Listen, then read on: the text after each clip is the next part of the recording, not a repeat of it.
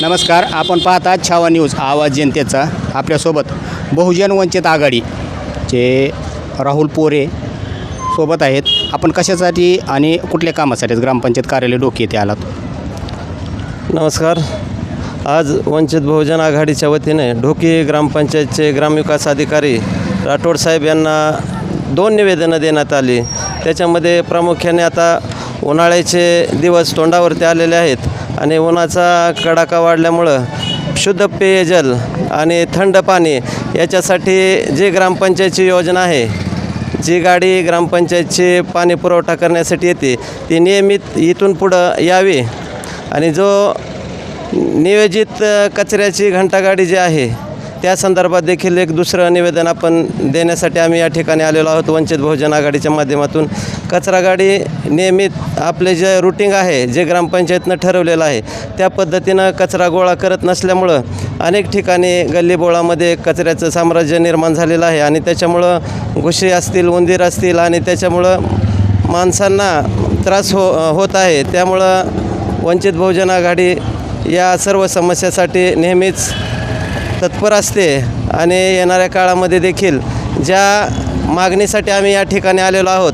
ती मागणीची दखल योग्य वेळी जर घेतली नाही तर याच्याही पुढं जाऊन वंचित बहुजन आघाडी ग्रामपंचायतच्या विरुद्ध तीव्र आंदोलन करण्याचा इशारा या ठिकाणी ग्रामविकास अधिकाऱ्यांना आम्ही देण्यात आलेला आहे. निवेदन देण्याची वेळ का आली?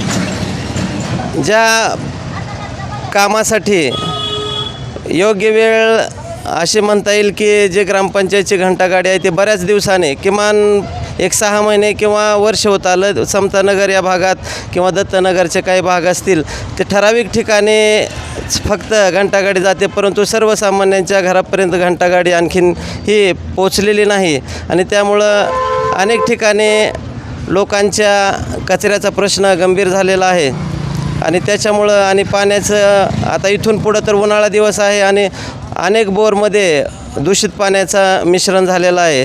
त्याच्यामुळं आरोग्याचा प्रश्न गंभीर असल्यामुळं ग्रामपंचायतने योग्य वेळी दखल घ्यावी याच्यासाठी आम्ही हे निवेदन देण्यात आलेलं आहोत. हर घर जल ही योजना पूर्ण महाराष्ट्रात चालू आहे, मग आपल्याकडे डोकीमध्ये नाही का? जी प्राधिकरणची 4 गावची योजना आहे ती पूर्णपणे बंद आहे आणि आज ढोकीची अवस्था ही प्रत्येक बोरवरती अवलंबून आहे. वैयक्तिक असतील किंवा प्रत्येक निवडणुकामध्ये काही लोकांनी पाडून दिलेले असतील, काही ग्रामपंचायतचे असतील वेगवेगळ्या योजनेतून या बोरवरतीच ही पाण्याची योजना अवलंबून असल्यामुळं जे अनेक बोरमध्ये आता सध्या दूषित पाण्याचा प्रभाव दिसत आहे. त्याच्यामुळं लोकांच्या आरोग्याचा प्रश्न गंभीर झालेला आहे, म्हणून या ठिकाणी आम्हाला निवेदन देण्याची वेळ आलेली आहे. आणि समजा या आपल्या मागण्या आहेत, घंटागाडी यायला पाहिजे, हर घर जल म्हणजे शुद्ध पाणी, थंड व शुद्ध पाणी आपल्याला मिळालं पाहिजे.